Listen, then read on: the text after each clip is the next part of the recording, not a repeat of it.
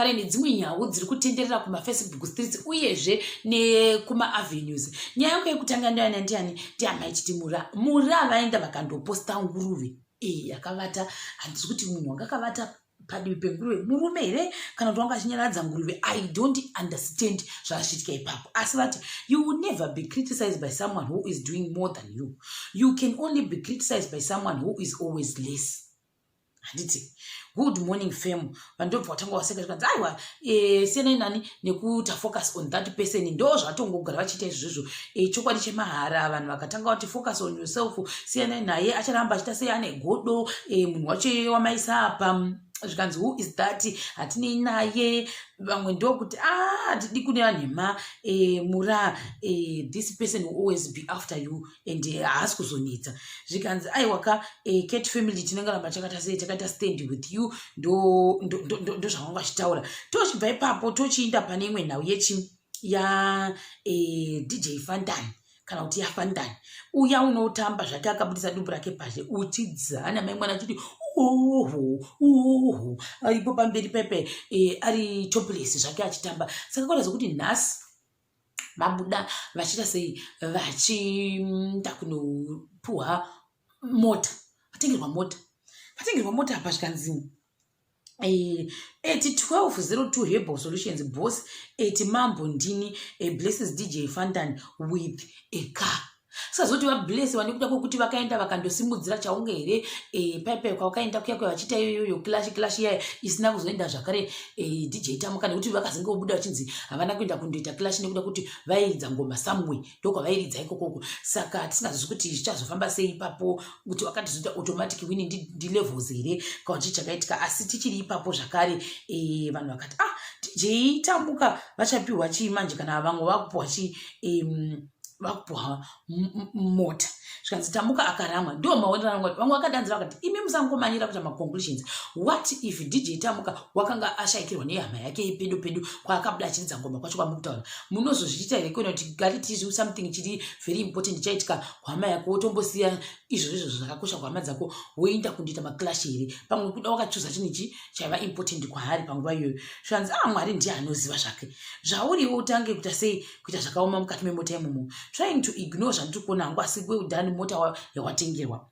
Idzo nyaya dzokutengera vanhu mota dzakatanga naniko. Awo ndimai Fandani here kana kuti ndiani? Ndazviziva kuti zvine chi mukati izvi. Fandani deserves all the beautiful things in life, bless him, because anosimudzira chi maghetto youth. God is in control. Kwa kufamba kunge ichidhadhadhadha indava kunde iri step yake inofamba sechi iyo iri step yake ofamba sechi naime ofamba sedafi here kuti ofamba sei ndo zvaanofamba chita haangakwanisa kuzvipretenda.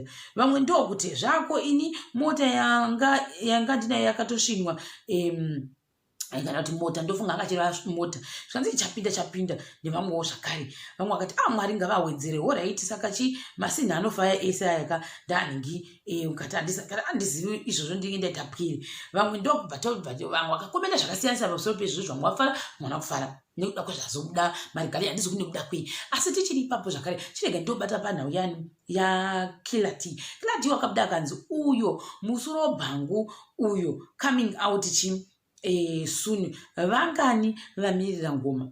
Zvikanzi nemumwe I don't know kupererwa here kana kuti kwete, but I think chairman makurasika iyo yamakuimba haisi music yenyu nababa Alistair. Kila tindokubva apindura akati imbaiwo wangu tinzwe chako chinyowani kozi kukomenda kwakapusa pane kuimba. Handiti ndobva chaiswa nezimcelebs kwavo zvikanzi usadaro Killer T zvako. Zvikanzi you're so entitled. Handiti it's crazy munofila kunge muri entitled ndikikibhelesa. Zvikanzi naSarima Kalima apedza masports chairman chandiita bom. Zvikanzi naElo Gringo it's just not right for artists to be this rude to friends. Sometimes fans you just ignore them. There was no hate in the comment, but Zimbabweans artists are becoming keyboard warriors. El Gringo. Zvikanzi iwewo unonyanyoda kuita motivational speaker pese munhu wenyama zvinobhohwa kuisa effort then no one notices it.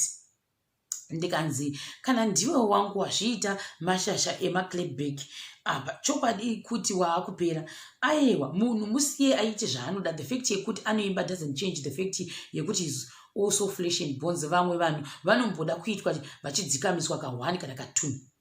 Zvikanzi naKiki You stay on that same tip though, but zvashata when artists give back the same energy. Aiwa kana if you can dish it out, then be ready to receive it.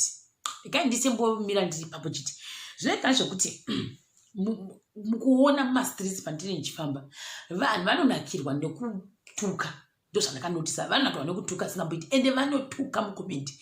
Ukavapindura zviri soft vanogona kukutukira futi softness yawapindura iyo. Ukavapindura futi uchivaudza mafacts vanotokutukira futi that fact. Muona manje zvakafanira kuti for example ndogona for example kuti waita video yako chita sezvizvi munokudza kuti uri kunyanya kuropodza isa video yacho tione. Ndokutaura for example kuti no hazviiti kuti ndise video yemunhu panapa kune zvinonzi macopyrights. Munhu iye anokutukira izvozvo but iwe uri kuteera mutemo asi iye kwake ari kuona zvaanoda mukati mepfungwa dzake kuti ndizvo ngaizviitike but haasi kuita sarimwewo divi rokuti nekuda kwedivi riro riri kuita saizvozvizvo kuda divi riri kuteera mutemo inenge ichifanira kuita sei kuteverwa. You have to abide by the rules.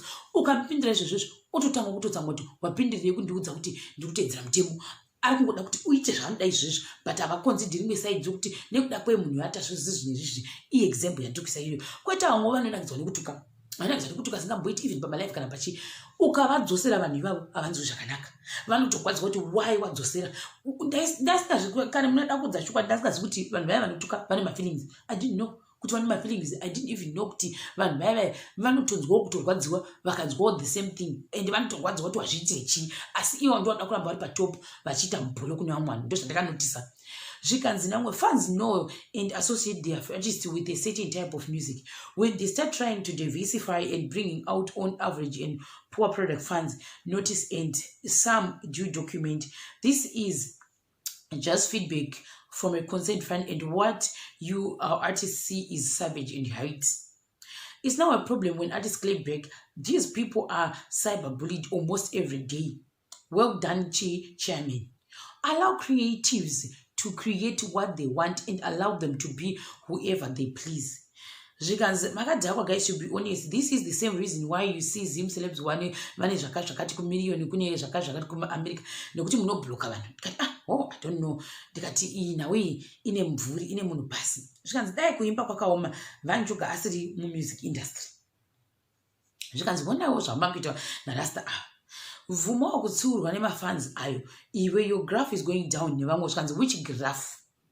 Zvikanzi his graph mafollowers ake anotocomplaina kuti budisawo ngoma and nekumirira kwakauya vanhu nekumirira kwakaita vanhu ngoma of all this mobudisa musoro pangu. I wonder why Ewingi zvake is being respected because he knows zvinhu zvake. All times in dance artists hamungomuone patumasasi tinongotendera mumastreets kungoti musoro pangu pasocial media wakutoimba. No, haiti izvozvo. Bro, we have got zvatoita in life. It's not like atigoni kuimba. For me, there is nothing I admire about kuimba because I do what I desire to do in life. Ndosaka akabvunza kuti ngoma morida here manje. He expects all the people to say yes, yes, yes. Ndewamwa anoboyerwa nawo musoro pangu iyeyu ndevamwe. That's the reason akaimba musoro pangu. True though, it's easy to comment than to sing. Imboenda unoimba kuti haibudi apa baba achiburukuro achibvunu kuvhurika it will not open. Saka maona manje zvikanzi nevamwe imagine calling vanhu kuti mabig company uzoti anzi maservice enyu akadai votochidzoserawo hazvimake sense ndevamwewo avo. So I don't know why I'm laughing but let's just laugh together. Kungoonesana because vanhu vanojairira zvokwadi. Zvikanzi no, this is the truth. Zvatiri kuona apa vamwe vakati ndo zvinoda vanhu ngaaimbe yake isina kurasika pamberi apo. Vamwe vakati batai munhu zvokwadi. Vuma kusagara kuchimbira nevamwe avo. Aiwa chairman vahwina kana zvokwadi atiri kura nhema balisa vafunga kuti chairman shamwari yavo haisi shamwari yavo hamungodhereri munhu. The time artist akajamuka first it was JP with this savage response, then Freeman now chairman. Freeman vakati haha boys. Zvikanzi pane dzimufesi dzakati asiyane nekuita collab namaiti vanomudzikisira level what ndobva vadzosera. Tinozongoteererawo hedu kuti ngaita sei zvedu ndo zvati zvitoripo. Mafacts marwadziwa ka. That's why I have respect for Wingi Vuma kutsiurwa iwe. Tiyo music yakapinza benzi iri kupisa iyi siye akadiro. Yes I. Chero wabvuma kuti kuimba kwakaoma chete. It's true. That's positive criticism. Zvoratidza kuti abayiwa nechokwadi. Ndo zvinobhowera timu rekumbari. Ndo zvavakaita kana takuenda kunovarovera izvozvo. Apedzera munhu. Aiwa katamba zvakanaka. Yenyu ndo yekuenda down message every day munorwara imichete. Ndovamwewo avo vari kudero. Chame ndime zvamada batai ngoma chero zvamafunga itai chete imimi. Being blunt, I like that. Komenda or komenda, please educate me. Maybe ndakasara. Do vangonge yakarembesa zvayo nhau iyoyi. Tobva pautenda pane kupedzera yani ya uyu unoita zvokuimba uyu hatizoka kuti unozwe zvokuimbera kwa unoita zvokutamba asina mabhuruku uyu weku South Africa. Ndokubva ainda zvikanzi naimi mwaziva here kuti vanhu vemi mune muchoti varume vedu vari kubhawa asi vanenge vari kubhizi kubata uyu vachitsvodiwa vachipewa matsvodi pasiteji veduwe nazodwa bantu achidero kone mumwe musikana anga achingozama achidanza kuti anga ndauza kuita sei ipapo asi ndo zvandinoona ipapo pavhidhiyo iyo yange yakaoma. Ndichakubatai zvakare.